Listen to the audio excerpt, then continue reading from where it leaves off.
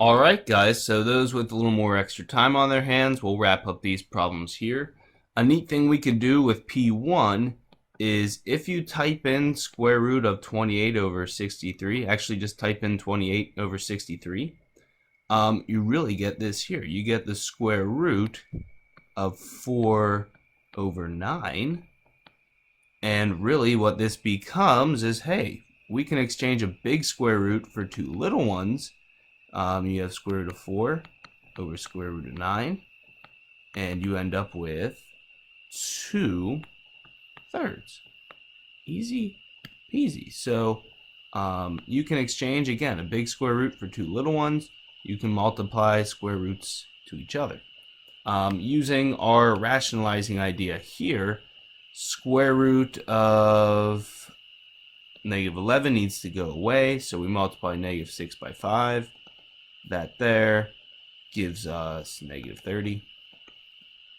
Negative 6 times the square root of 11 minus 6 roots of 11 divided by, really the only thing we need to worry about, since they're conjugates, is going to be 25, and the last term minus square root of 121, which lo and behold is really just 11, leaving us with square root, or 30, negative 30 minus 6 square roots of 11 divided by 25 minus 11, which is 14. Another little thing we can do is notice here that 30 and 14 share a factor of 2, and 6 and 14 share a factor of 2. It doesn't matter about the 11, but these numbers out front all need to share the same factor, and that means we can simplify it. So if we factor out a 2 from those, really it's negative 15 minus 3. The root of 11 stays, all divided by 7. So if you did watch, you're going to know this little extra trick. That's only if everything shares a factor. Okay? Everything outside a radical. Not too hard. Again, you can check in your calculators. Solving quadratics with square roots. These look scary. It's not too bad. A neat little thing to know is this negative 16 feet per second squared.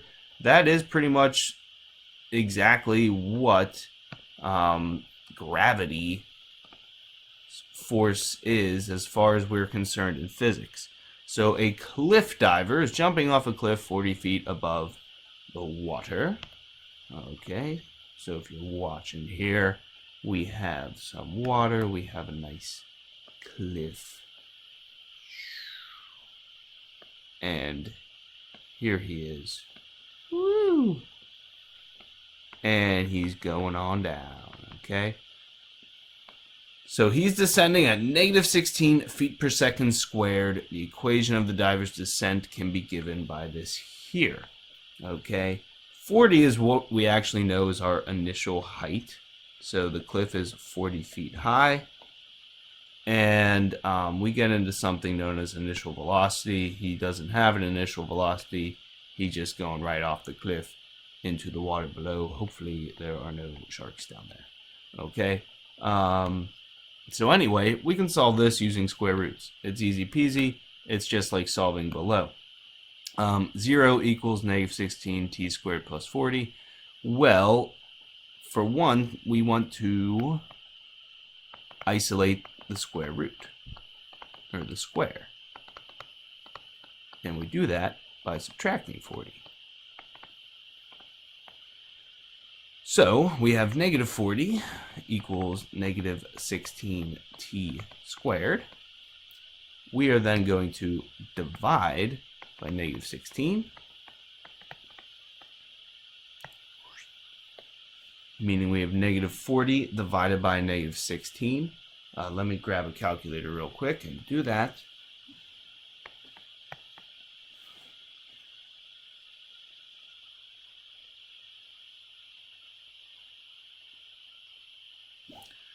which is 5/2 equals t squared. And to get rid of a square, we also take the square root, recalling a few things. So why don't we like this here? We have a radical in the basement, technically. So again, this is square root of 5 over square root of 2.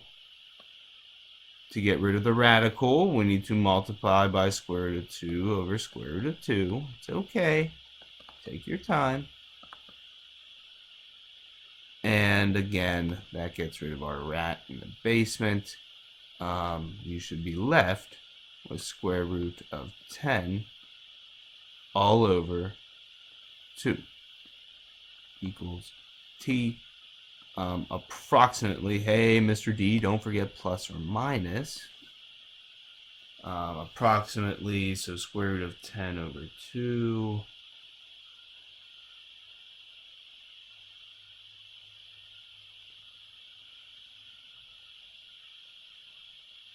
1.58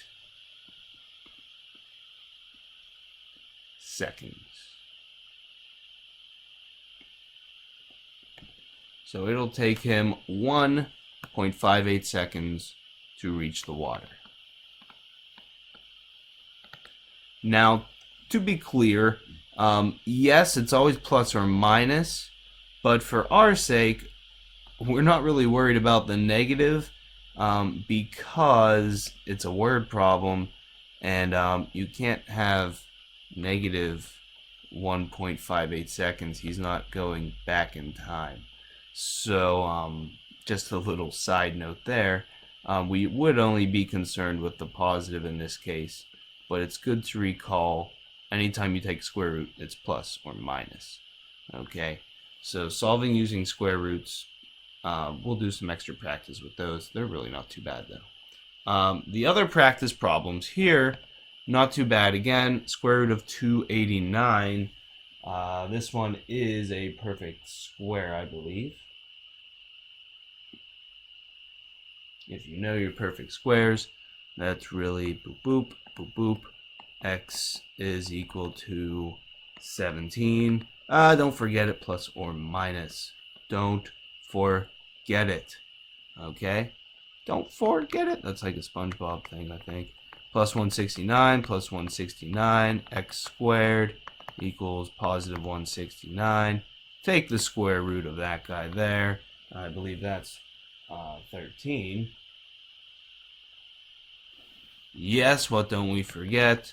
Plus or minus 13. And the last one here, adding 512 over 512 equals 2x squared, divide by 2, divide by 2, 512 over 2, 256 equals x squared, square root, and that guy here, I believe, is another perfect square. What do you know? 16 equals x. Mr. D, don't forget it, plus or minus. Okay. That's really it. So awesome stuff. If you watch the extra videos, thank you very much. I know it was lengthy today, but you deserve it. Certainly D-money for you if I see all of this work. So be sure to show off your work for all these. Again, they're going to take a lot of practice, which is what we'll be doing in class. So thank you guys, and have a nice rest of your weekend.